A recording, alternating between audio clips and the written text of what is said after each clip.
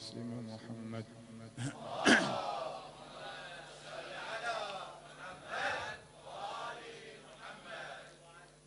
صلى الله عليه وعلى آله الطيبين الطاهرين. صلى الله عليك يا أبا عبد الله، صلى الله عليك يا أبا عبد الله، صلى الله عليك يا أبا عبد الله. لم أنسه إذ قام فيهم خاطبا، فإذا هم لا يملكون خطابه. يدعو ألست أنا ابن بنت نبيكم وملاذكم إن صرف دهر نابه. هل جئت في دين النبي ببدعة أم كنت في أحكامه مرتاب؟ فغدوا حيارى لا يرون لوعظه إلا الأسنة والسهام جوابه. حتى إذا أسفت علوج أمية ألا ترى قلب النبي مصابا، صلت على جسم الحسين سيوفهم فغدا لساجدة الظبا محرابا. وبليلة نحو المدائن قاصدا يا أمير المؤمنين. وبليلة نحو المدائن قاصدا فيها لسلمان بعثت مغسلا. يا ليت في الأحياء شخصك حاضر وحسين مطروح بعرصة كربلاء، عريان يكسوه الصعيد ملابسا أفديه مسلوب الثياب مسربلا. ولصدره تطأ الخيول وطالما بسريره جبريل كان موكلا. أمس المساء والنار ما خلت لنا خيام، صيوان ما ظل تلتجب فيه الأيتام. أظلم علينا الليل وازدادت الوحشة، وما أشوف غير أطفال تتصارخ بدهشة، وما أشوف غير أيتام أطفال تتصارخ بدهشة. وبعد بدهشة وشيخ العشيرة حسين ما حد شال نعشه، وشيخ العشيرة حسين ما حد شال نعشه. شبلاك جنت جامد يجفن العين، شبلاك بدمه وبنار وجر القلب. شبلاك جاوب على الصاحة وقع شبلك، جاوب على الصاحة وقع شبلاك من ظهر المهر فوق الوطية. بسم الله الرحمن الرحيم. ونريد أن نمن على الذين استضعفوا في الأرض ونجعلهم أئمة ونجعلهم الوارثين،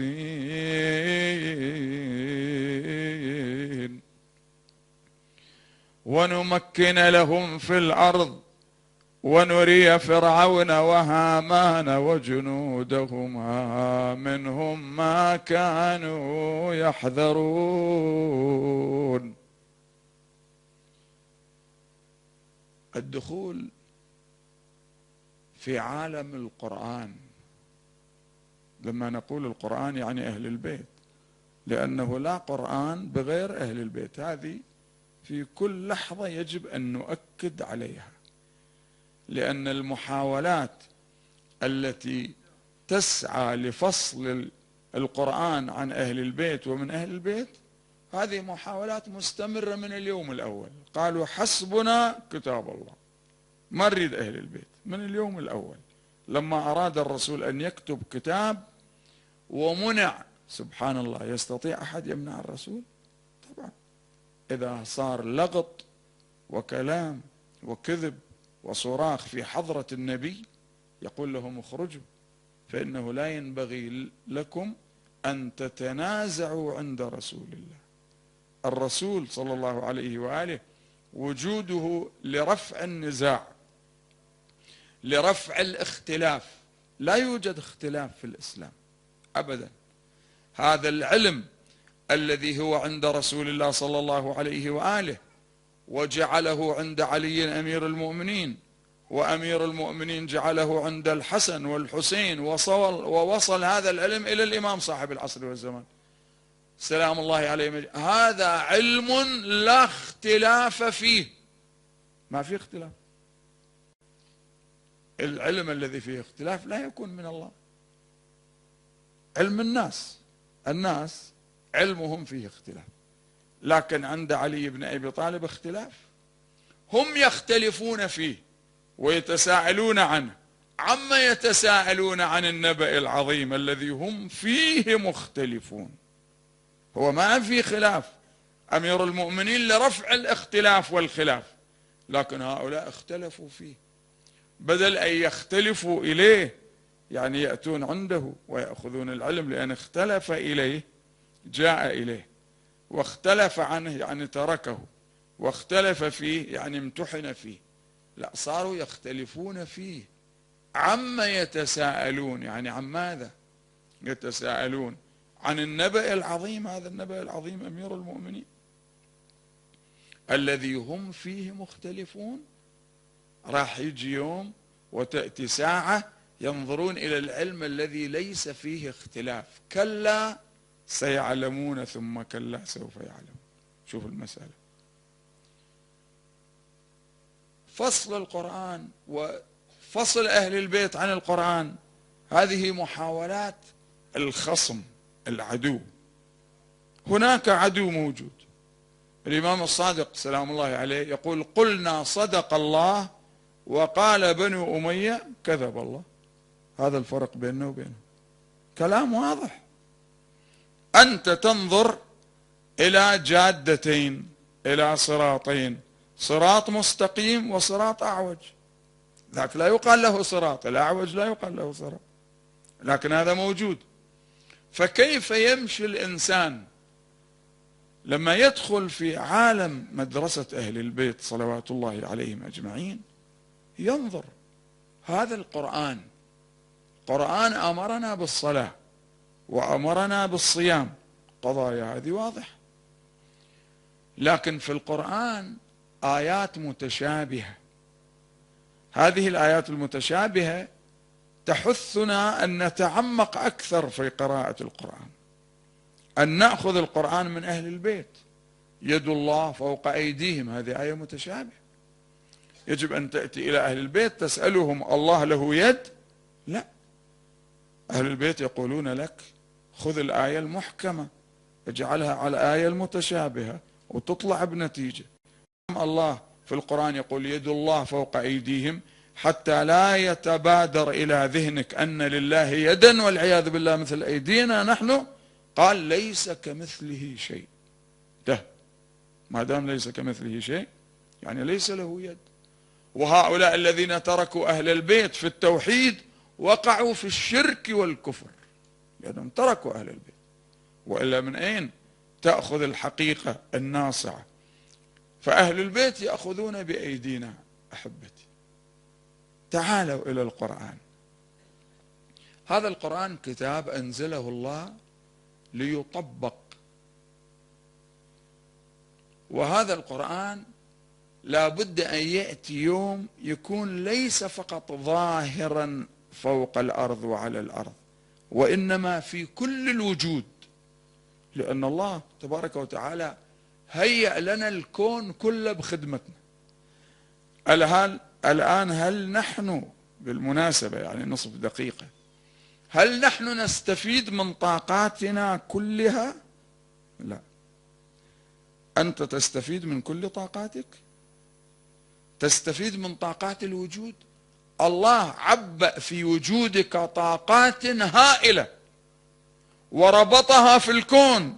أتزعم أنك جرم صغير وفيك انطوى العالم الأكبر والكون كله بين يديك؟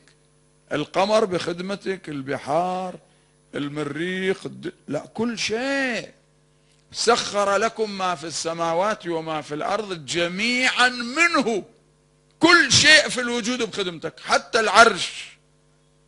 فهل نحن استفدنا من هذا الشيء؟ ما استفدنا، لأن هناك أغلالا علينا، أغلال موجودة. أئمة الجور في الأرض، الكرة الأرضية ملئت ظلما وجورا، بحيث ما تستطيع أنت أن تقول كلمة الحق وتمشي عليها إلى آخر لحظة. لا، أنت مستقيم ماشي عليها، لكن أقول تقولها وتبين من أهل الحق ومن أهل الباطل. تستطيع أن تقول كلمة الحق بحرية؟ وين هذا الشيء موجود؟ في أي مكان في الأرض؟ فكر فيه وانقله. هل يستطيع إذا كان الإمام زين العابدين سلام الله عليه ما استطاع أن يصعد المنبر ويقول الكلمة إلى يوم وفاته، ومرت الإشارة إلى ذلك، إذا كان رسول الله صلى الله عليه وآله يجابه ويواجه بالمنع، قال ائتوني بدوات وقلم وورق لأكتب لكم كتابا لن تضلوا من بعده. هذا موجود في كل كتب المسلمين، كل الكتب. لا يوجد أحد يشكك بهذا الحديث ورزية الخميس. فاتهموه بعقله في نفس المجلس. انتبهت؟ الله يقول ما ينطق عن الهوى، قالوا هذا سبحان الله ما تطلع الكلمة من عنده. يعني قالوا إنه ليهجر. يهجر، تعرف شنو يهجر؟ يعني ما كامل عقله، ما يعرف يحكي في نفس المكان. وهاي القضية مرسومة وموثقة وموجودة في كل الصحاح والكتب كلها. رسول الله. يعني أنت إذا عندك مريض مؤمن مريض وتعوده، يعني ينتظر منك أن تسمعه كلمة حلوة لطيفة للمريض. تسمع كلام خشن غليظ وهو مريض؟ هذا للمؤمن. كيف برسول الله صلى الله عليه وآله؟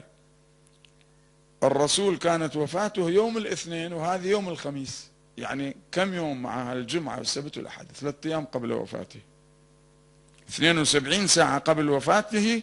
اتهموه بعقله، قالوا إنه لا يهجر. بعدين واحد يريد يخفف هذه يقول قالوا غلب عليه الوجع، صارت أدهى وأمر. غلب عليه الوجع، الله يشهد به ويشهد له ويقول ما ينطق عن الهوى إن هو إلا وحي يوحى علمه شديد القوى دنا فتدلى فكان قاب قوسين أو أدنى فقال لهم قوموا. لماذا لم يصر على كتابة الكتاب؟ لو أصر لأصروا على أنه هو مختل عقليا، كان ينضرب الدين كله. لذلك قالوا اطلعوا كافي. فصارت المسألة من هنا حبيبي. من أين تأخذ المسألة أنت؟ تأخذها من أهل البيت سلام الله عليهم أجمعين. نحن ما عندنا مشكلة. انظروا أحبتي، قضية تحريف القرآن وأنه بعض الناس يتهمون شيعة أهل البيت أنهم يحرفون القرآن، هذا كلام ما له وزن ولا يستحق أن واحد يحكي فيه نهائيا نهائيا. لأنه إذا تأتي وتسلط الأضواء، تعال عمي الآن هذه آية الوضوء، آية الوضوء، أنت أنا أحكي معك، أنت الحاج أحمد اللي موجود أمامي، أنت يا الحاج أحمد. هذه آية الوضوء. يا أيها الذين آمنوا، خطاب للمؤمنين يعني أصحاب الغدير، إذا قمتم، هذا كلام عربي فصيح، إذا قمتم إلى الصلاة فاغسلوا، اجى الغسل، الغسل والغسل كله واحد، فاغسلوا وجوهكم وأيديكم إلى المرافق. وهذه إلى ليست انتهائية، لأن الإلى الانتهائية يجب أن تسبق بمن الابتدائية. أنا سرت مثلا من طهران إلى مشهد، هذه من ابتدائية اجت إلى الانتهائية، فلا توجد من قبلها حتى أني أتوضأ إلى المرافق. هذه إلى إنما هي تحدد المساحة والمسافة، تقول المرافق داخل المرافق، هذا المرفق داخل بالوضوء، فكيف أنت تتوضأ؟ تتوضأ شيء طبيعي كما تغتسل بشكل طبيعي. ثم قالت وامسحوا، يعني هنا اغسلوا أيديكم، اغسلوا وجوهكم وأيديكم إلى المرافق وامسحوا. امسحوا، المسح غير الغسل، ونصف القرآن موجود. فأنت اللي خليتك أمام عيني وأكلمك ما تمسح، تغسل راسك، تغسل وجهك وإيديك، والله يقول لك امسح رأسك ورجليك، أنت تغسل رأسك ورجليك تغسلهم. فهذا تحريف ولا مو تحريف؟ ماذا تسمون هذا الكلام؟ يعني ماذا يعني هذا؟ يعني شيء واحد، إما أنه أنت تعتقد عقيدة جازمة أن الآية مال الوضوء ما فيها مسح كلها غسل، فأنت تعتقد بتحريف القرآن، يعني القرآن محرف. أنت تعتقد لما تتوضأ تقول القرآن محرف من دون ما تحكي. وإما أنك تعتقد أن الغسل غير المسح وأنت تخالف القرآن، فأنت هنا مخالف القرآن. يعني مسألة واحدة، إما هذه وإما هذه. فإذا كان في آية الوضوء تجد هذا المعنى موجود، فالآيات الأخرى كيف؟ هذه آية واضحة، يا أيها الذين آمنوا إذا قمتم إلى الصلاة فاغسلوا وجوهكم وأيديكم إلى المرافق. كنت أقول لأحد أصدقائي في بلد بعيد كان يحاورني يناقشني ببعض الأمور، قلت له أنا حقيقة في عندي شيئان، الشيء الأول هو هذه آية الوضوء، فأراك أنت تغسل ولا تمسح، الآية فيها غسل ومسح، وأنت تغسل وتغسل وما تمسح، فممكن تحضر لي جواب؟ الله يخليك أنت من العلماء. اصفر وجه تغير، بقى يفكر رجل عاقل، يعني هو عاقل لأنه جاء إلى الحق. قالوا الشيء الثاني، قلت الشيء الثاني إذا واحد من جيرانكم يموت ابنه أو كذا تحضرون عزاءه؟ قال إيه صحيح. قلت له حتى لو ما كان مسلم، لو كان من السيخ وجارك ومات ابنه أو قتل تحضر العزاء ولا ما تحضر؟ قال نحضر. قلت ولكن ما أشوفكم تحضرون عزاء الحسين سلام الله عليه، هذا ابن رسول الله، ليش ما تحضرون عزاء؟ لماذا لا تقيمون عزاء للحسين؟ التفت. يعني الآن في هناك استثناء، بعض الناس يشاركون، هذا ما في إشكال، استثناء يؤكد القاعدة اللي نتكلم عنها. فتعال معي إلى أهل البيت، شوف المسألة، فلا تدافع أنه القرآن احنا مو محرف عندنا أو كذا، قطعا التحريف ليس بالكلام، التحريف بالمعنى، مثل آية الوضوء، تحريف بالمعنى. سورة الدهر تنزل في بيت فاطمة الزهراء تؤخذ إلى أعداء فاطمة، يقولون نزلت في أعداء، هذا التحريف، هذا التحريف. آية المباهلة كذلك، آية الولاية كذلك، هذه الأمور لاحظها. الآن يأتي القرآن يكشف الغطاء أمامك عن رؤية كاملة لكل العالم. أنت يا ابن آدم الله سخر لك الكون كله، متى تنتفع به؟ أنت ممنوع من الانتفاع بالكون. متى تنتفع بهذه الطاقات الهائلة اللي موجودة؟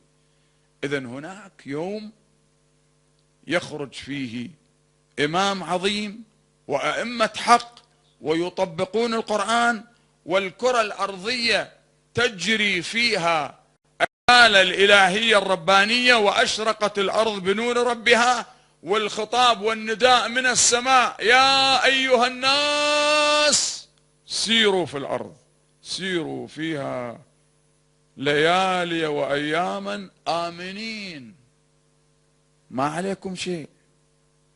شوف متى هذا يتحقق؟ يجي القرآن الكريم يبين لك إرادة الله. سبحان الله. الآن نحن في بيت الإمام العسكري سلام الله عليه، في ليلة النصف من شهر شعبان سنة 255 للهجرة، نفس رقم آية الكرسي حتى ما تنسى، رقم آية الكرسي 255. نرى حكيمة بنت الإمام الجواد تصير أخت الإمام الهادي وعمة الإمام العسكري. تقول: استدعاني الإمام الحسن العسكري سلام الله عليه أبو محمد وقال: يا عمة الليلة ليلة النصف من شعبان، اجعلي أفطارك عندنا الليلة.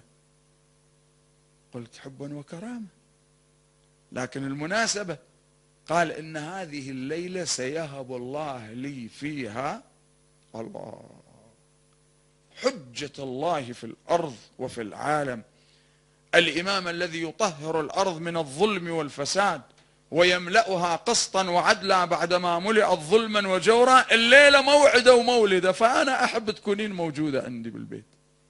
قالت: يا ابن أخي من أين؟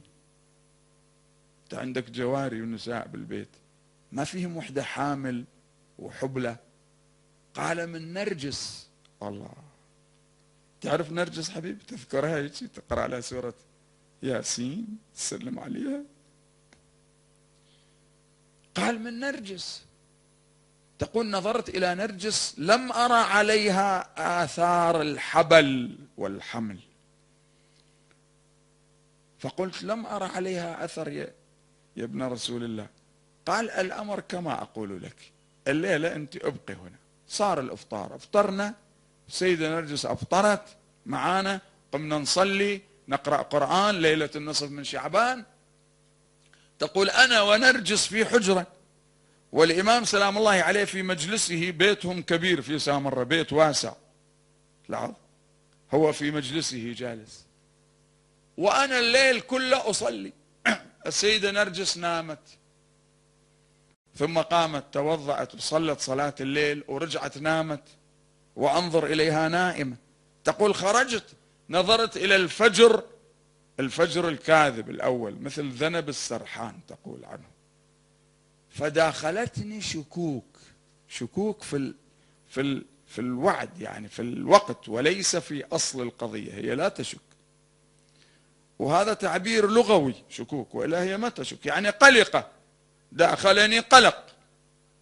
فقلت: ممكن الليلة نرجس ما تلد. تقول: أنا قلت في نفسي وأنا في الحجرة أسمع الإمام من المجلس من ذاك المكان يقول: لا يا عمة لا تشكي، الأمر كما قلت لك، قد قرب الأمر. إمامك يعرف فكرك ولا ما يعرف فكرك؟ سليمان بالجو دائما أقول للشباب، ويسمع النملة تتحدث بالوادي. حبيبي سليمان في الجو يسمع نملة تتكلم. قالت نملة: يا أيها النمل ادخلوا مساكنكم لا يحطمنكم سليمان وجنوده وهم لا يشعرون. هو في البساط 300,000 معاه راكبين بالبساط، سجادة كبيرة عريضة طايرة في الهواء. فسمع فتبسم ضاحكا من قولها. حبيبي فأنت تفكر بنفسك نملة؟ يعني إمامك أعظم من سليمان، وأنت أعظم من النمل وأعظم مما خلق الله. حبيبي تريد إمامك ما يسمع كلامك أو ما يعرف ما يجري في فكرك وفي قلبك؟ نحن نريد عقيدتنا صحيحة نحفظها، لأن عقائدنا هالأيام تتعرض لهزات عنيفة. تأملوا، في جهات معينة تهز عقائدنا هز، لكن ما لهم قيمة. شوف، تبت عقيدتك تكون أقوى من الجبال الرواسي. شوف سبحان الله، تلاحظ حتى الحديث يغير. شوف مدرسة أهل البيت حقيقة مدرسة رهيبة عظيمة. يا عمي يوم 10 من المحرم أكثر من 20 مليون يمشون للحسين. في الأربعينية زيارة الأربعين، ولاحظ هذا المعنى، زوار يذهبون لقبر الحسين. هذا المشهد العظيم، هذا المشهد الملائكي الرباني، نحن يجب أن نظهر هذا المشهد للعالم، نشجع هذه المشاهد. لما نشوف واحد رايح للحسين، وأنا العام الماضي بالأربعين رأيت رجل عمره أكبر من 100 سنة، أكثر من 100 سنة، بيده العصا.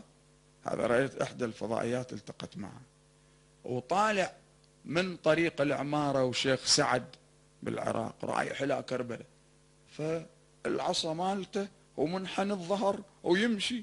يسألوه يقول ما أدري، أوصل لأبو السجاد ولا أموت بالطريق. هذا المشهد العظيم كيف تتعامل معه؟ تأتي تشكك فيه، تشكك بزوار الحسين، وأنت عند الحسين تشكك بزوار الحسين، وتقرأ أحاديث أنه بعض الأئمة ينتقدون بعض الشيعة. صحيح، هذا صحيح، وما شيعتنا إلا المتقون، صحيح. لكن أنا أتحداك وأتحدى أي واحد بالعالم يجيب لي أو يأتيني بحديث لإمام معصوم ينتقد زوار الحسين. شوف فرق بين أنك تشوف بعض الأحاديث تنتقد بعض الشيعة وتقول لا يوجد حديث ينتقد زوار الحسين أبدا. أتحدى كل المحدثين والخطباء وأئمة الجمعة في العالم أن يأتوا بحديث في كتب الشيعة وفي غير كتب الشيعة أنه هذا الإمام انتقد زوار الحسين. مستحيل هذا الشيء يكون. زائر الحسين كل الأحاديث معه، الملائكة تشيعه. زائر الحسين الأئمة يتحدثون عن خطو، حتى زيارة عاشوراء. اقرأوا هذا الحديث في كامل الزيارات لابن قولويه، هذا العالم الكبير، وكتاب كامل الزيارات أيها الفقهاء الربانيون. هل يوجد فيه حديث ضعيف؟ لا والله، ولا يمكن لأحد يأتيك بحديث من كامل الزيارات يقول لك هذا الحديث ضعيف، مستحيل. هذا في مصاف الكافي، في عداد من لا يحضره الفقيه. شوف، تدخل أول ما تدخل بهذا الكتاب العظيم تشاهد الإمام الصادق سلام الله عليه ساجد ويبكي ويذكر زوار الحسين ويدعو لهم في سجوده. اسمع، اللهم اغفر لي ولزوار أبي قبر أبي عبد الله الحسين، اللهم إنهم أشخصوا أنفسهم إلى زيارتنا. رايحين للزيارة، تركوا أهلهم، تركوا أولادهم، اللهم احفظهم، اللهم اكلأهم.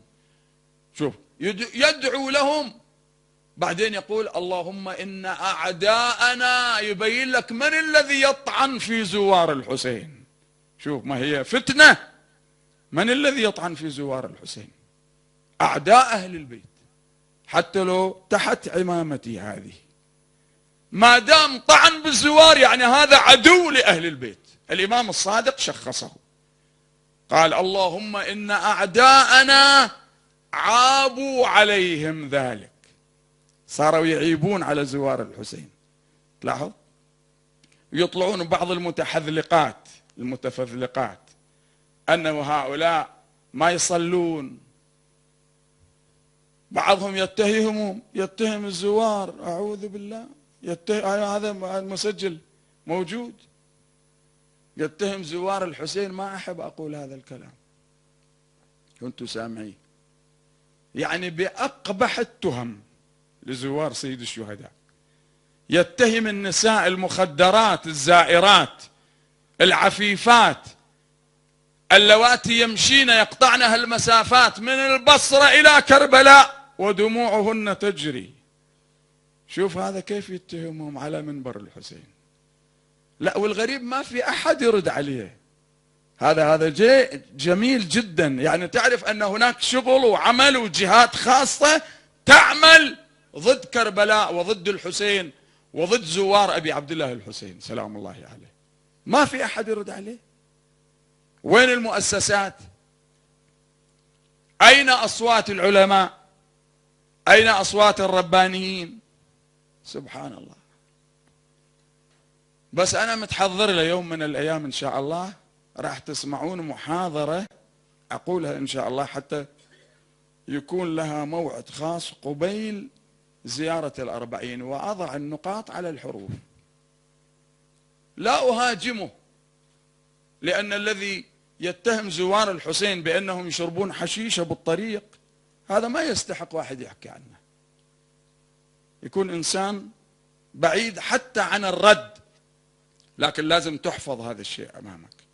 لاحظ هذا المشهد العظيم الكبير، زوار الحسين. الإمام أبو جعفر سلام الله عليه يقول: من زار الحسين يوم عاشوراء ويظل عنده باكيا لقي الله شوف هذا الحديث موجود بكامل الزيارات. أبو جعفر الباقر سلام الله عليه يقول: من زار الحسين عليه السلام يوم عاشوراء ويظل عنده باكيا. يظل، هاي ظلة، شوفها هذه ظلة من أخوات كان وتمشي معاها تعطي هذا المعنى. ظلة تعطيك معنى المبيت عند الحسين، يعني النهار والليل، هاي باللغة العربية.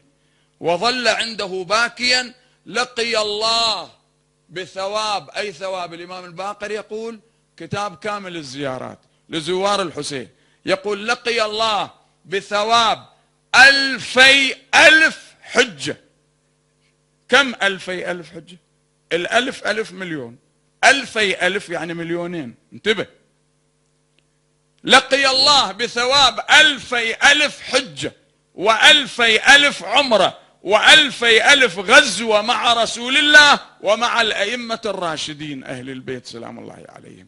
يعني 2,000,000 حجة و2,000,000 عمرة و2,000,000 غزوة مع رسول الله تحت لواء النبي وتحت لواء أئمة الحق. هكذا يتحدثون عن زوار الحسين. والإمام الصادق سلام الله عليه يقول هذه الكلمة، يقول: من زار الحسين يوم عاشوراء وبات عنده تلك الليلة، يعني ليلة 11 يواسي زينب وبنات رسول الله، يقول: وبات عنده لقي الله كمن استشهد مع الحسين. أحبابي ذول ليش يحكون بالباب؟ والله أنا أتعجب، ليش يحكون؟ عمي ليش تحكون أحبابي؟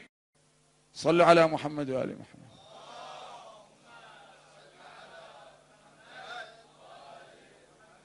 زين. بارك الله فيكم، بارك الله فيكم، بارك الله بزوار الحسين. استريحوا. هلا بكم، هلا بكم أحبابي. فشوف، انظروا، كل أهل البيت يدافعون عن زيارة الحسين وعن زوار الحسين. وأعيد كلمتي، أعيدها عليكم، أقول: أنا أتحدى أي شخص يأتيني بحديث واحد لأهل البيت ضد زوار الحسين أو يشككون في زوار الحسين. ممكن حديث يقول لك: وما شيعتنا إلا كذا، هذا خاص لبعض الشيعة، أما زوار الحسين لا، ما يوجد حديث لأي إمام يشكك في زيارتهم، يشكك في عقيدتهم. أنا اليوم سمعت خطاب يشكك في زوار الحسين، يشكك في عقيدتهم. هؤلاء ملايين جاءوا ينادون يا حسين ودخلوا كربلاء ويبكون، يطلع واحد يشكك فيهم بالفضائيات كلها. لماذا تشكك فيهم؟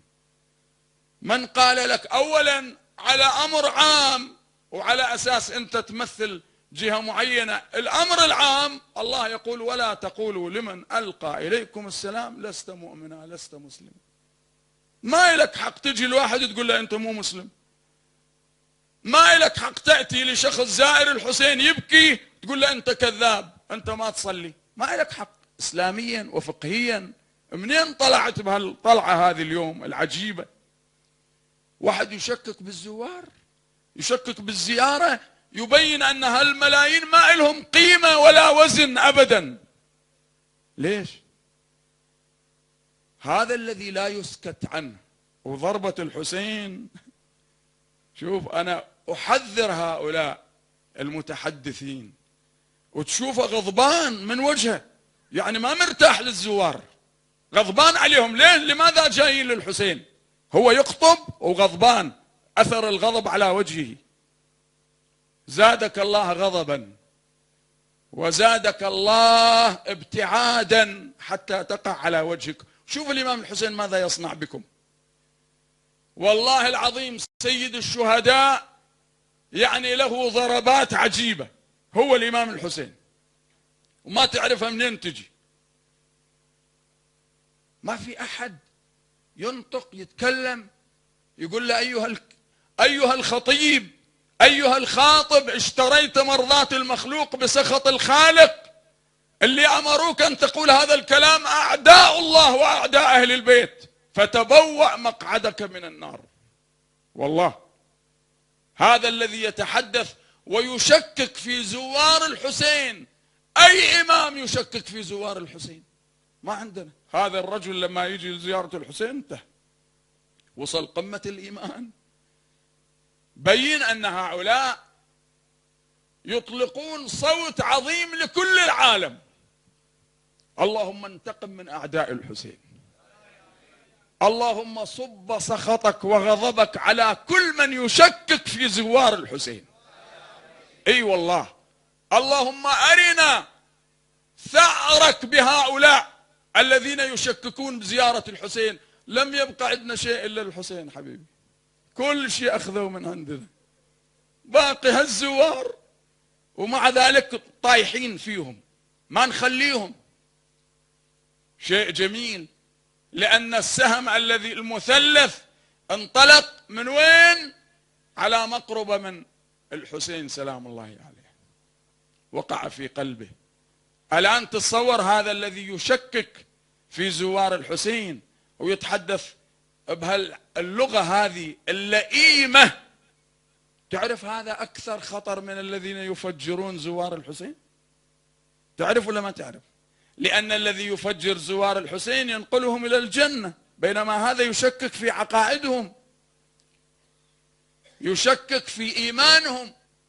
من قال لك حبيبي؟ من قال لك أنت حبيبي؟ مو ذاك المتكلم، هذاك عدوي من اليوم، من زمان هو عدو لنا، لكن اليوم أثبت، أظهر صفحة حياته وشخصيته المتهالكة. شوف واحد يعيش على اسم الحسين ويتكلم باسم الحسين وهو عدو للحسين. شوف القضايا منين تأتي، سبحان الله. ويبدأ بالتفاصيل، تأتي إلى الحسين تستأذن، يأذن لك الحسين أم لا؟ وإذا أذن لك يستقبلك أم لا؟ الحسين يريد منك تصلي، يريد منك كذا، يريد. طلع الزوار لا دين عندهم ولا ديانة. هالزوار المساكين اللي جايين لسيد الشهداء ويركضون، وهذا المشهد أعلم الناس أن هذا المشهد لا قيمة له. وقبله ذلك صاحب المنبر الذي يصف الزوار، سبحان الله، صلوا على محمد وعلى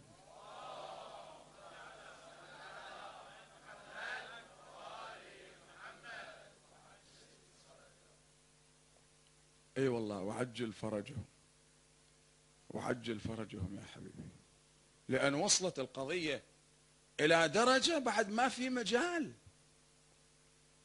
أنت ما عندك شيء باقي، ما عندك شيء باقي. هاي العراق ماذا صنعتم بها؟ انظروا العراق، هل أعطيتم للناس أمنا وأمانا وخبزا زين خلوهم يزورون. الآن هاي زيارة الحسين سلام الله عليه، والناس يأتون من كل مكان. لماذا تشكك بالزيارة؟ لماذا تضرب اليقين بالشك؟ الزهري دخل على الإمام السجاد سلام الله عليه وكان ما مرتاح. الإمام قال: ما لي أراك يا زهري على هذه الحالة؟ قال: سيدي الكلام والقيل والقال وكذا. شوف، قال له: يا زهري احفظ لسانك تحفظ به إخوانك. هذا ينطبق على المشكك وليس علي أنا يجب أن أقول كلمة الحق. اسمع، قال: احفظ لسانك تحفظ به إخوانك، ثم ما عليك أن تجعل المسلمين بمنزلة أهل بيتك، فتجعل صغيرهم بمنزلة ولدك، وكبيرهم بمنزلة أبيك، وتربك بمنزلة أخيك. فارحم ولدك وبر أباك وأحسن إلى أخيك. وإذا حدثتك نفسك أن لك أبها ولك منزل على هؤلاء، فانظر إلى نفسك، انظر إلى هذا الذي تتحدث عنه وتستصغر نفسه. لا، قل إن كان أصغر مني فقد سبقته أنا للمعصية والذنوب، وإن كان أكبر مني فقد سبقني للإيمان. شوف التفت. وإن كان تربك وأخاك فقل أنا على يقين من ذنوبي وفي شك من ذنوبه، فلماذا أضرب يقيني بشك؟ هذه تربية أهل البيت. وليس أنه الشأن يأتي ويشكك في زوار الحسين في زيارتهم. يعني أعظم مشهد عندنا في الإسلام في الإيمان في مدرسة أهل البيت أنك تنظر إلى الناس يذهبون إلى كربلاء ودموعهم تجري. اللهم انتقم من الظالمين، اللهم انتقم من الظلمة وأعوان الظلمة، اللهم انتقم من المفسدين، اللهم انتقم من هؤلاء الخونة الذين يحملون راية الحسين وهم أعداء الإمام الحسين. أسأل الله تعالى بحرمة الحسين وبغربة الحسين وبدم الحسين وبعطش الحسين أن ينتقم من كل من يقف ضد زوار الحسين وضد زيارة الإمام الحسين. وهذه قضية بالدعاء. أنتم أيضا ادعوا، اقرأوا. نحن سلاحنا الدعاء، ما عندنا سيارات نفجرها، لا، سلاحنا الدعاء. شوف الدعاء ماذا يصنع. قال والله، قال له والله إن لم تنتهي لأرمينك بسهام الليل. فقال له ذلك الخليفة: وما سهام الليل؟ قال: الدعاء، فإنها سهام لا تخطئ أبدا. اقرأوا زيارة عاشوراء لحفظ زيارة الحسين وحفظ كربلاء وحفظ زوار الحسين.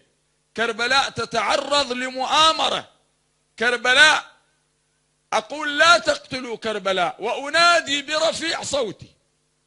وهذه مبينة. البارحة أنا أشرت إشارة، قلت هذا المشهد العظيم لو صورتموه في كربلاء، طائرة هليكوبتر وصورت هذا المشهد العظيم ونقلتوه للعالم، نقلتموه للعالم، هذه رفعة رأس. شوف ملايين تمشي، هلا هلا حسين وين.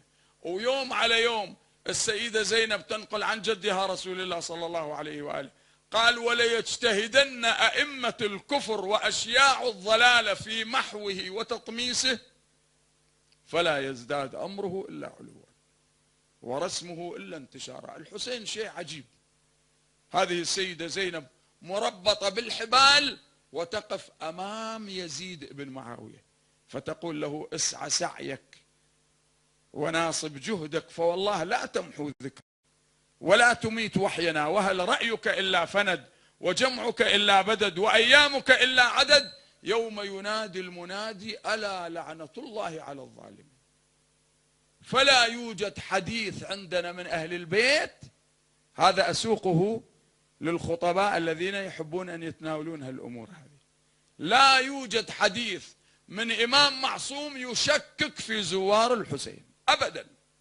ممكن حديث يتحدث عن الشيعة ويأتي بهم لكن لزوار الحسين ما تسمع من أهل البيت إلا أحاديث تدعمهم وتدافع عنهم وتبين لك أن هذا الذي يأتي لزيارة الحسين سلام الله عليه الله يعطيه في هذه الليلة وفي هذا اليوم، يعطيه ثواب 2000 حجة و2000 عمرة و2000 غزوة مع رسول الله ومع الأئمة الراشدين. وهذا ما يتحقق إلا عند الحسين، وإلا كيف أنت 2000 يعني مليونين، يعني معناه 2000 عمرة و2000 حجة، مليونين حجة ومليونين عمرة، خذها 4 ملايين، يعني يجب أن تعيش مع رسول الله 4 ملايين سنة حتى كل سنة تروح معه، وهذه تتحقق كلها في طرفة عين عند الحسين سلام الله عليه، عند أبو السجاد. لاحظوا كيف واحد يقول لك اختم القرآن، تستطيع أن تختم القرآن يوميا 10 مرات؟ لا. 20 مرة؟ طبعا مستحيل. 100 مرة؟ وأحدهم قال نعم. كيف؟ سلمان الفارس المحمدي قال إني سمعت رسول الله صلى الله عليه وآله يقول من قرأ قل هو الله أحد 3 مرات كأنما ختم القرآن. فأنا أختم القرآن 100 مرة، أقرأها 300 مرة، ختمت القرآن 100 مرة. أقرأها مرة واحدة 3 مرات سورة التوحيد قل هو الله أحد كأنما ختمت القرآن كله. تشرب ماء تذكر عطش الحسين، الله سبحانه وتعالى يسجل لك 70,000 حسنة، يمحو منك 70,000 سيئة. أنت ما عندك سيئات مثلا، يضيفها حسنات، يبدل سيئاتهم حسنة، يرفع لك 70,000 درجة لأنك ذكرت الإمام الحسين عند المية لما شربت الماء، قلت السلام عليك يا أبا عبد الله، بس هذا لأنك بكيت أو بكيت على الحسين، دمعتك جرت. الإمام الباقر يأخذ الدمعة هاي يقول هذه الدمعة أحفظها إليك إنها تطفئ نار جهنم. هاي دمعتك على الحسين. يعني وين؟ شوف المشاهد العجيبة. تسبيح الزهراء تسبح تسبيح فاطمة. الإمام الصادق يقول تسبيح فاطمة عندي أفضل من 1000 ركعة صلاة تطوعا أصليها. 1000 ركعة صلاة يصليها الإمام المعصوم وليس أنا. يقول عندي تسبيح الزهراء أفضل من 1000 ركعة صلاة أصليها تطوعا، وهو التسبيح ما يأخذ منك دقيقة. شوف هذا يبين لك وين أنت، حتى يبين لك التصاقك بأهل البيت سلام الله عليه عندما تذهب إليهم وتشوف هذا المشهد العجيب. هذا الرجل أبو الحسن الكاتب يقول عندي جارية بالبيت،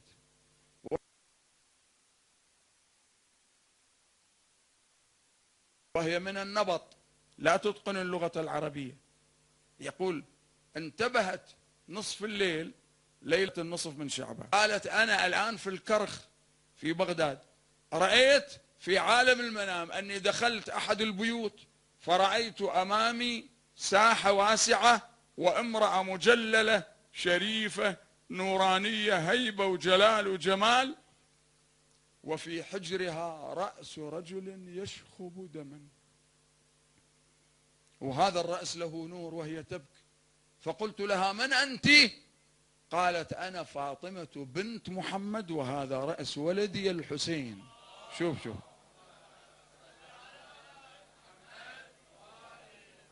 وهذا رأس ولدي الحسين. قولي لأبي الحسن الكاتب يقول لابن النائح، هذا موجود في كربلاء اسمه ابن النائح، يقول له: ينوح على ولدي الحسين بهذه الأبيات، الأبيات للزهراء. ما هي الأبيات؟ قالت لها: قولي له ينوح: أيها العينان فيضا واستهلا لا تغيضا، وابكيا بالطف مذبوحا على الترب رضيضا، لم أمرضه فأسلو لا ولا كان مريضا. يقول هاي الجارية انتبهت من النوم وهي تحفظ الشعر، علما أن لغتها العربية ما كانت قوية. يقول: أخذت هذه الأبيات وانطلقت إلى ابن النائح أبو الحسن الكاتب، حتى وصلت إليه في كربلاء في ليلة النصف من شعبان، كأنما كان يركب راحلة سريعة، والقضية يمكن كانت قبل النصف بليلة أو لأنه هكذا كانت. يقول: وصلت أنا أقول: أين ابن النائح؟ يقول: خرج إلي من صحن الحسين معها الناس. قال: ما عندك؟ قلت: أنا رسول فاطمة الزهراء إليك. رسول فاطمة؟ يقول: جلس على الأرض. فاطمة بعثتك إلي؟ قال: أنا رسول فاطمة الزهراء تأمرك أن تنوح على ولدها بهذه الأبيات. ما هي الأبيات؟ أيها العينان فيضا واستهلا لا تغيضا، وابكيا بالطف مذبوحا على الترب رضيضا، لم أمرضه فأسلو لا ولا كان مريضا، أنا الوالد يا حسين يا ابني يا من ريت ذباحك ذبحني. الله أكبر. ما أعظم هذا البكاء أحبتي. احنا على هالبكاء دعونا نسمع السيدة حكيمة، لأن الذي أخذني عنها ذلك الصوت البغيض الذي سمعته اليوم وهو يشكك في زوار الحسين، خذله الله. لاحظوا،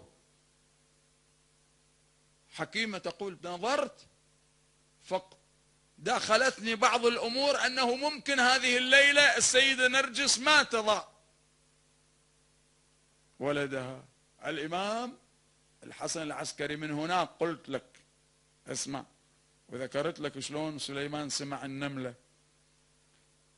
قال: لا يا عمه، الأمر كما قلت لك قد قرب الأمر. تقول: رجعت إلى الحجرة، السيدة نرجس نائمة، جلست عندها أقرأ ياسين وحاميم السجدة، فانتبهت فزعة. قلت: اسم الله عليك اسم الله عليك، فأخذتها: تحسين شيئا؟ قالت: نعم يا عم كما قلت لها: اجمعي نفسك واجمعي قلبك. وأخذتها على صدري، أخذتني فترة وأخذتها فترة، فتحت عيني وإذا بسيدي ومولاي يستقبل الأرض بيديه ورأسه إلى السماء ويقرأ: ونريد أن نمن على الذين استضعفوا في الأرض ونجعلهم أئمة. خاف. بارك الله فيك.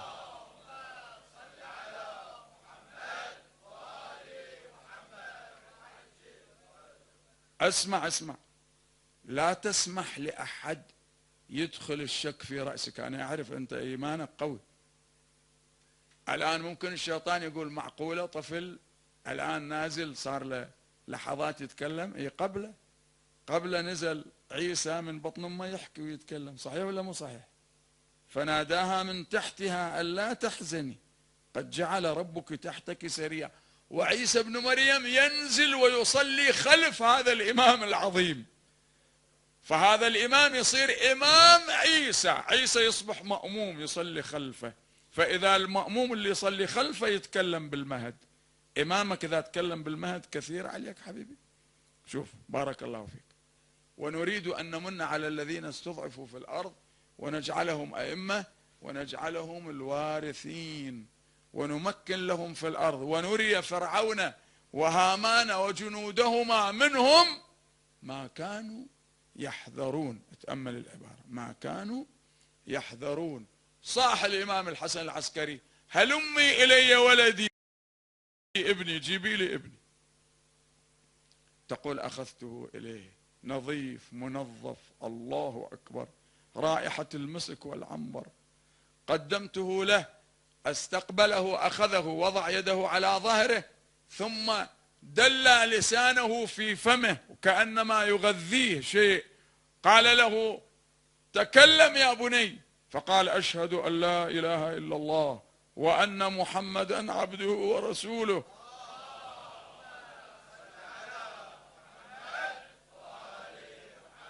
وصلى على الأنبياء وصل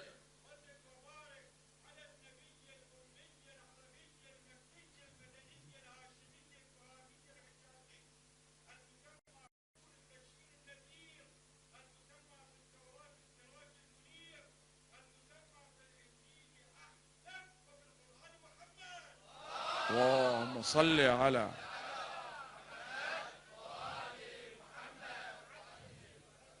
أحسنت، بارك الله.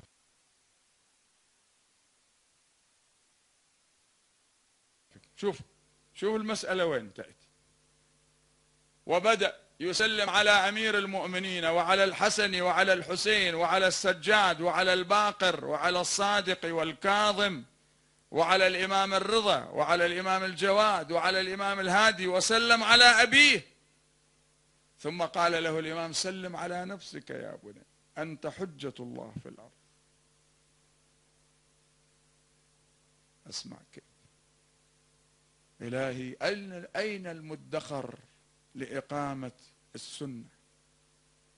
أين معز الأولياء ومذل الأعداء؟ هل إليك يا ابن أحمد سبيل فتلقى؟ ليت شعري أين استقرت بك النوى، بل أي أرض تقلك أمثرا. شوف يوم عرفة الإمام صاحب العصر يكون مع زوار الحسين قبل الحج، لذلك الله ينظر لزوار الحسين يوم عرفة قبل الموقف. لماذا؟ لأن الإمام موجود في عرفة.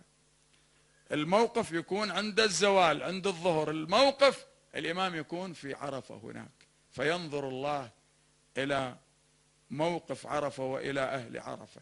لكن أول ما يبدأ بزوار أبي عبد الله الحسين، لأن الإمام معهم روحي له الفداء. هذا المعنى. ونريد أن نمن على الذين استضعفوا في الأرض ونجعلهم أئمة ونجعلهم الوارثين. يقول الإمام الصادق سلام الله عليه: الأئمة إمامان في القرآن، إمام يهدي إلى أمر الله ويهدي الناس بأمر الله، وجعلناهم أئمة يهدون. أعيد عليك العبارة حتى تنتبه. الأئمة في القرآن الإمام الصادق يقول إمامان: إمام يهدي إلى الله بأمر الله، قال الله: وجعلناهم أئمة يهدون بأمرنا، وإمام يدعو إلى النار، وجعلناهم أئمة يدعون إلى النار. أولئك أئمة الكفر أولئك، وليجتهدن أئمة الكفر. وهؤلاء تشوفهم يتحزمون حزام لمحاربة شعائر الحسين، لمحاربة زوار الحسين. هذول أئمة الكفر، للتشكيك في زيارة أبي عبد الله الحسين. أئمة الكفر، وليس سائر الناس. سائر الناس يبكون على الحسين، لكن هنا لاحظ القضية: وليجتهدن أئمة الكفر على محوه وتطميسه، فلا يزداد أمره إلا علوا ورسمه إلا انتشارا. في قضايا لا يمكن السكوت عنها. اللي يسكت عن بعض الأمور التي تخص مدرسة أهل البيت. لا تقول المذهب، احنا ما عندنا مذهب، احنا عندنا دين. المذهب خطأ هذا الكلام، ما عندنا مذهب. نحن عندنا الدين، هو الدين كله أهل البيت. الآخرون عندهم مذاهب على راحتهم. أنا ما عندي مذهب. الصادق ليس رئيس مذهبي، لا، رئيس ديني. الإمام أمير المؤمنين أكمل الله به الدين والعقيدة. لا تقل مذهب، قل دين. أكمل بهم الدين والعقيدة. فما ممكن تنظر إلى من يأتي ويضرب هذه الشعائر، وخصوصا هذه الشعيرة العظيمة زيارة أبي عبد الله الحسين وتسكت عنه. لا يجوز السكوت، لا يجوز. من المحرمات المغلظة أن الواحد يرى أمامه حرمات الله تهتك وهو ساكت ما يحكي شيء. يعني معناه أنت تقف يوم عاشوراء وترى الناس يضربون الحسين وما تصنع شيء، ترى الناس يحرقون بيوت أهل البيت وما تصنع شيء، تسمع عمر بن سعد يقول علي بالنار لأحرق بيوت الظالمين وما تصنع شيء. هاي نفس الشيء. إذا سمعت واحد يهاجم زوار الحسين ويهاجم الزيارة ويشكك فيها وما تصنع شيء نهائيا، ولا ترد عليه ولا تخاطبه ولا تكلمه، فمصيرنا مصير أولئك الذين وقفوا مع عمر بن سعد. هذا واحد قال للإمام الحسين، قال له أنا أقاتل معك ما دام معك، إذا بقيت وحدك تركتك عند شرطك. وبالفعل خبأ فرسه ابن الضحاك، هذا عجيب يعني، خبأ فرسه وكان يقاتل مع الحسين، فلما لم يبقى مع الحسين أحد جاء راكضا للحسين قال يا أبا عبد الله عند الشرط أنا راح أتركك، ما عندك أحد يقاتل. الإمام الحسين قال عند الشرط، خب فرسه وراح. يعني شوف، هذا عليه اللعنة وسوء العذاب، لأنه سمع واعية الحسين ولم ينصره. الإمام الحسين يقول له لا يجب أن تبقى معي، لا. شوف المسألة كيف، من سمع واعيتنا أهل البيت ولم ينصرنا أكبه الله على منخره في نار جهنم. شعائر الحسين خطوط حمراء، زيارة الحسين خط أحمر. أقول لكل العالم زوار الحسين خط أحمر، من يعتدي عليهم الله تبارك وتعالى يعجل عليه، ولا نحترمه ولا نقدسه ولا نحمل له كل كلمة طيبة، إنما نحملها لزوار أبي عبد الله الحسين. أما واحد يعتدي على الزوار يشكك فيهم، هذا صار سنتين الآن. تشوف يعني بعض المعممين هيئوا نفوسهم لضرب زوار الحسين. هذا الخطر هاي من سنتين، لأن قلت لكم طلعت علينا بعض المنابر والعياذ بالله منها هكذا باسم الحسين وهي تضرب الإمام الحسين، باسم الحسين وهي تضرب زوار الإمام الحسين. نحتاج إلى وعي، نحتاج إلى أننا نلتزم، نضحي بنفوسنا. ما عندنا مشكلة احنا، الموت ما أحلى الموت من أجل الحسين سلام الله عليه، ما أحلى الموت، ولا يهمنا شيء ولا نخاف أحدا إلا الله تبارك وتعالى، الذين يبلغون رسالات الله ويخشونه ولا يخشون أحدا إلا الله. وأنا أكرر دعائي على هذا المتحدث اليوم اللي أحرق قلوب شيعة أهل البيت بكلامه، أسأل الله أن ينتقم منه شر انتقام. اسمع اسمع، هذا الذي أنت في زيارة عاشوراء تذكره وتقول اللهم انتقم منه وانتقم، هم هؤلاء نفسهم. اقرأ زيارة عاشوراء وشوف الملاحظة، شوف حبيب ابن مظاهر يبكي اليوم، الزهراء تبكي، الإمام الحسين يبكي، هؤلاء الزوار الطيبون. وهذا المشهد العظيم الذي كنا ننتظر من المسؤولين أن ينقلوا هذا المشهد إلى العالم كله، لا، طلع علينا هذا اليوم المتحدث يهاجم هذا المشهد، يبين هذا المشهد ما له قيمة في الإسلام، هذا مشهد نفاق. هكذا كان يقول، كان يبين هذا الشيء، أنه أنتم ما عندكم دين، ما عندكم إيمان، ما عندكم كذا، ما عندكم براءة من أعداء أهل البيت، ما عندكم ولاية، شكك بولايتهم، جايين للحسين يشكك بولايتهم. ولا تحسبن الله غافلا عما يعمل الظالمون، إنما يؤخرهم ليوم لهم ساعة تشخص فيه الأبصار، تشخص فيه الأبصار. التفت كيف؟ ولا تحسبن الله غافل، لا، ولئن أمهل الظالم فلن يفوته أخذه وهو له بالمرصاد، هو بالمرصاد. هذه قبل سنوات أيضا في ليلة الشعبانية النصف من شعبان، تشوف معركة حصلت في كربلاء، وإلمن حصلت هاجموا زوار الحسين وقتلوهم ليلة النصف من شعبان، أمثال هؤلاء. على كل حال الكلام مؤلم، والكلام يحتاج إلى دقة، ويحتاج أنه نحن لا نشهر ولا نهاجم الناس الأبرياء، لكن لما تشوف واحد، أنتم ما تهاجمون اللي يفجرون الزوار؟ اللي يفجرون الزوار تقبلون منهم ولا تهاجموهم؟ هذا أكثر من التفجير، لأني قلت لك التفجير يأخذ الزائر إلى الجنة، لكن هذا يشكك الزائر بالحسين وبأهل البيت وبالزيارة، فيسلبه أقدس شيء. وهذه الخطورة، هذه الخطورة. أعوذ بالله من أئمة الكفر، وجعلناهم أئمة يدعون إلى النار. يقول من بات عند الحسين، يعني حتى يكون مع زينب ومع بنات رسول الله، ويشوف هذا المنظر المشهد، خويا ليلة دعايش والله اشمسية، حبيبي انت، ليلة دعايش والله اشمسية، بقينا حرم بالغاضرية. حدثت أحداث عجيبة. من جملة الأحداث هذه الآية نعود إليها إن شاء الله الليالي القادمة، فيها بحث خاص، لكن ما يخصها الليلة أحبتي، وأنتم متوجهين وقلوبكم عند الحسين. شبابنا راحوا الكربلاء يزورون، قسم منهم رجعوا وصلوا عزوا هناك عزاء. هنيئا لكم، هنيئا لكم يا زوار الحسين، بزوار الحسين خلطت نفسي لأحسب منهم عند العداء، فإن النار ليس تمس جسما عليه غبار زوار الحسين. غبار زوار الحسين يمنعك من النار، فكيف بالزائر؟ نفس الزائر له ملائكة تأخذه إلى كربلاء وترده، وتبقى معه 4000 ملك يسألون الله يا ربنا هذا الزائر رجع إلى بيته، احنا وين نروح؟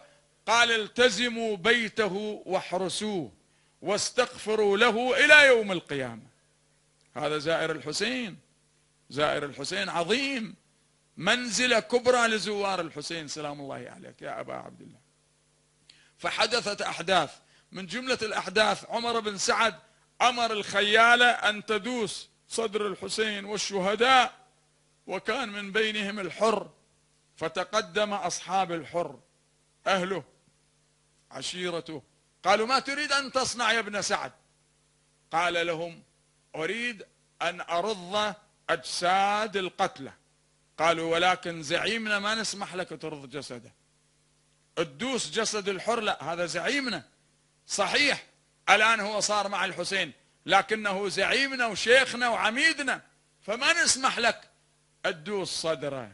إذا عندك ناس تدوس صدورهم اللي ما لهم عشيرة، احنا عشيرة الحر، فلا، يلا دونكم زعيمكم. حملوا الحر إلى ذلك المكان، ووجود الحر في هذا المكان البعيد عن الحائر، وإن كان كل حائر يعتبر، يبين لك رقعة المعركة، اتساع أرض المعركة، لأنه وين الحر صار دفن؟ عند بني رياح، بني رياح قبيلة الحر.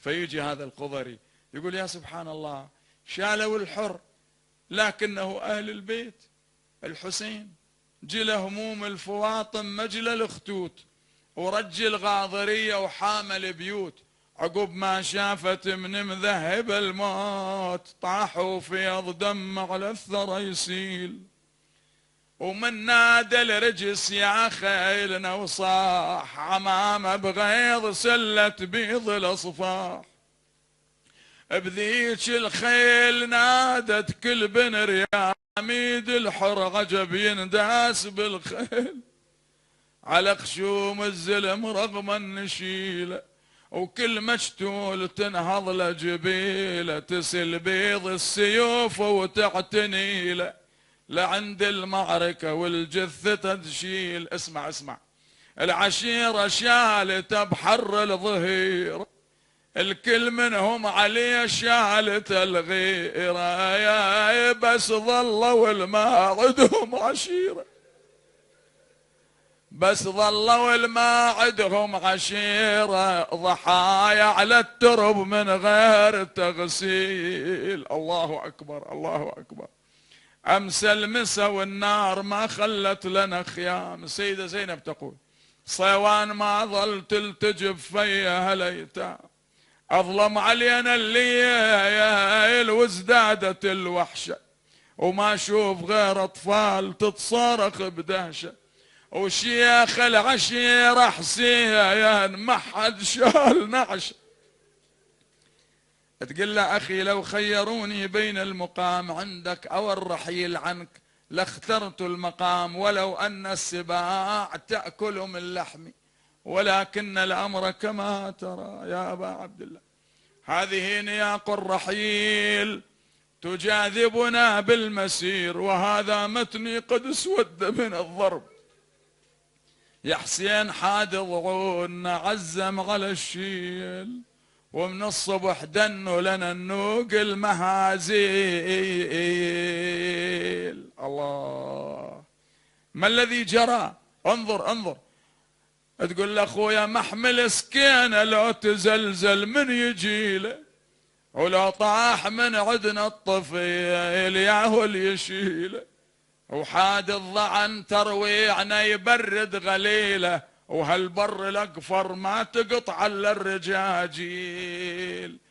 حرق الخيم يا حسين ما خلى لنا حال، وحريمكم ذوب قلبها فقد الرجال. قل اخويا لا تقول لا تقول عني سافر وما ودغوني، ولا تقول زينب والحرم ما يودوني. شوف هذا البيت العجيب عجيب عجيب. ما الذي قالت لأبي عبد الله؟ الآن هي بين البقاء عند الحسين أو الرحيل عنه، فصايرة هنا. شو تقول له للحسين؟ انظر ماذا تقول له. تقول له روحي روحي تحوم يم جسمه ياك، وعين على الضغن يا حسين، روح تحوم يم جسمك، وعيني على الضغن يا حسين، لا روحي صبر عدها ولا دمعة بقت بالعين. الله أكبر.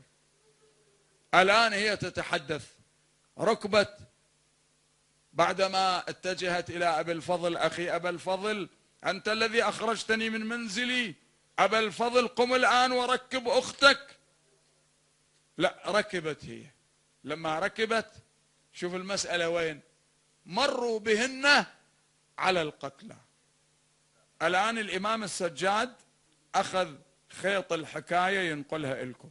يقول أنا أيضا على الناقة، فوقع بصري على جسد حجة الله، شفت جسد والدي الحسين.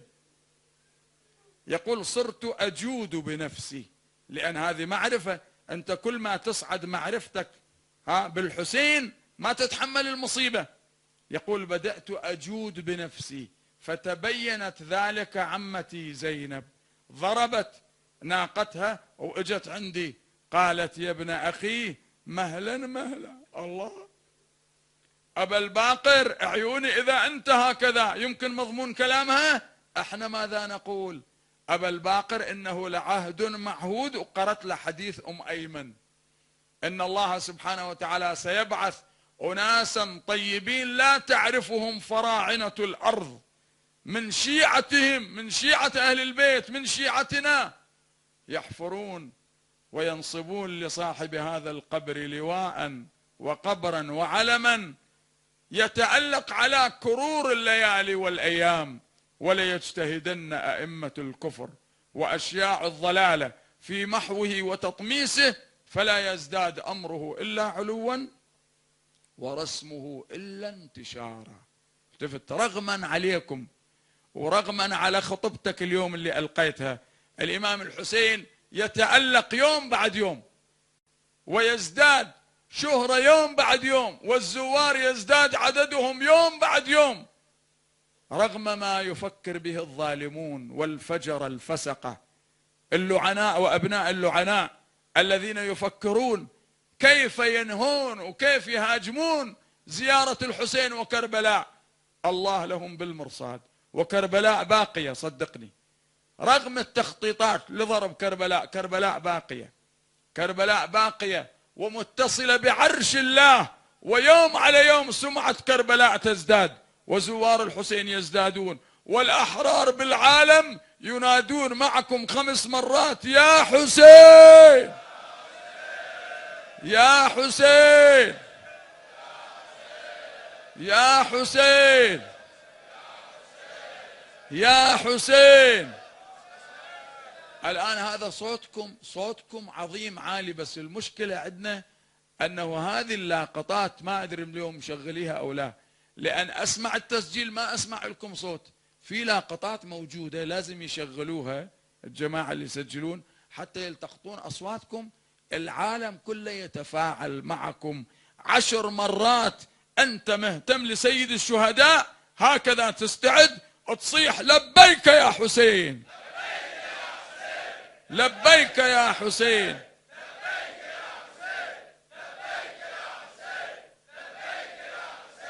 لبيك يا حسين، لبيك يا حسين، لبيك يا حسين، لبيك يا حسين، لبيك يا حسين. بارك الله فيكم. صاحت السيدة زينب: يا جداه يا رسول الله، صلى عليك ملائكة السماء، هذا حسين بالعرى محزوز الرأس من القفا. هلا بهذه الدمعة الطيبة. وبناتك سبايا وإلى الله المشتكى. نزلت العقيلة زينب، هاي الرواية، جاءت للحسين وضعت يديها تحت جسده الطاهر، قالت: اللهم تقبل منا هذا القربان. ثم قالت له: أخي أبا عبد الله، روحي فداك، أنا راح أقبلك قبلة حتى جدك النبي ما قبلك بهالمكان هذا. وين قبلته؟ وضعت فمها نحري وقبلت الحسين. صاحت سكينة: عمه لمن تخاطبين؟ قالت: أخاطب أباك الحسين. فألقت بنفسها من على الناقة واحتضنت جسد أبيها الحسين، تقول له: ابويا برضاك لو رغما عليك يجرني العدو من بين يديك.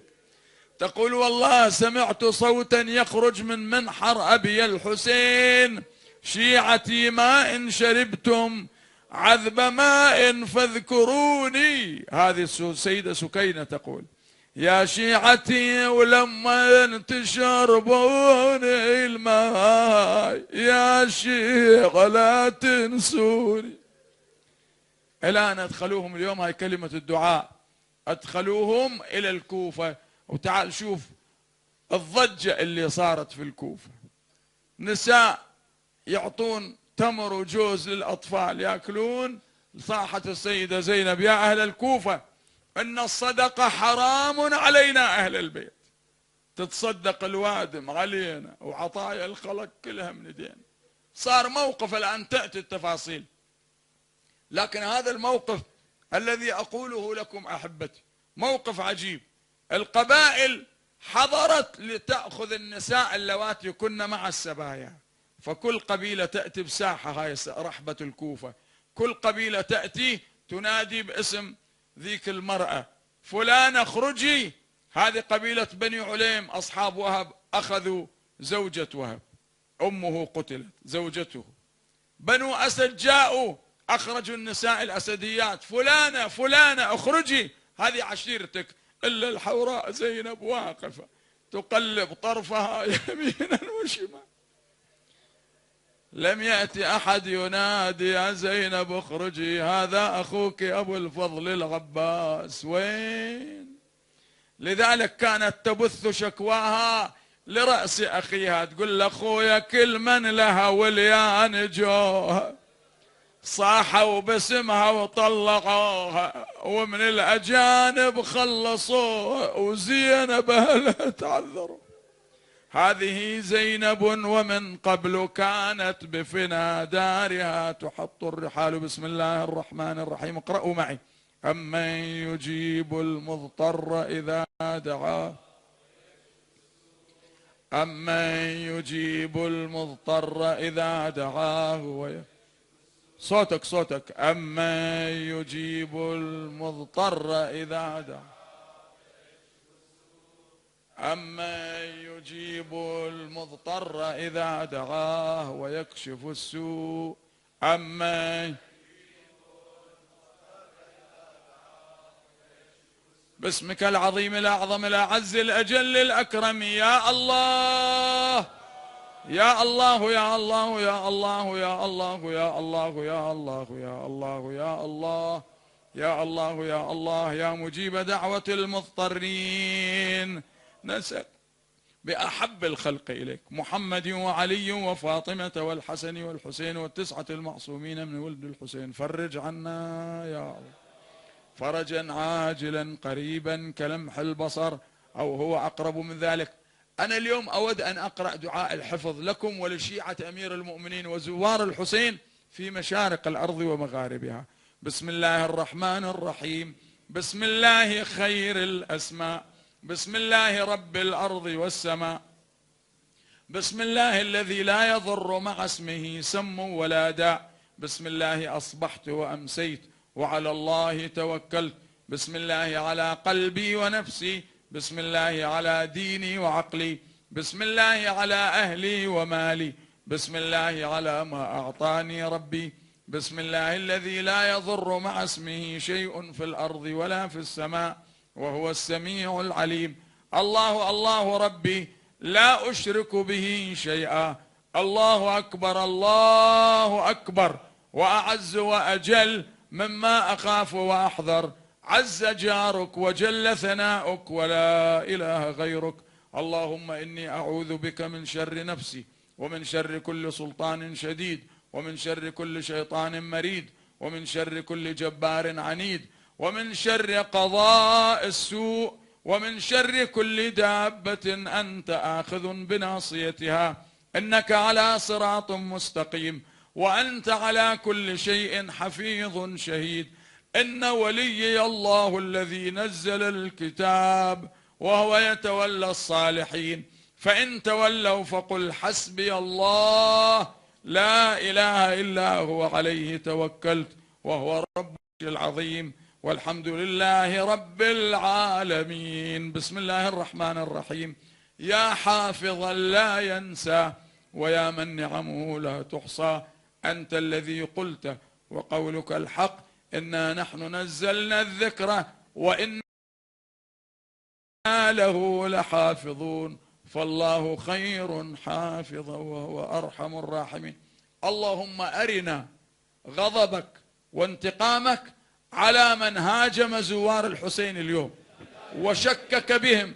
اللهم أرنا غضبك يا رب العالمين للإمام الحسين، وأنا أطلب من سيد الشهداء أن يرينا غضبه لهؤلاء الثلة الظالمة الغليظة الفاسدة التي تحارب شعائر الله وشعائر الحسين وزيارة الحسين وتحارب كربلاء وهي باسم كربلاء. اللهم عجل انتقامك منهم يا رب العالمين يا رب العالمين يا رب العالمين.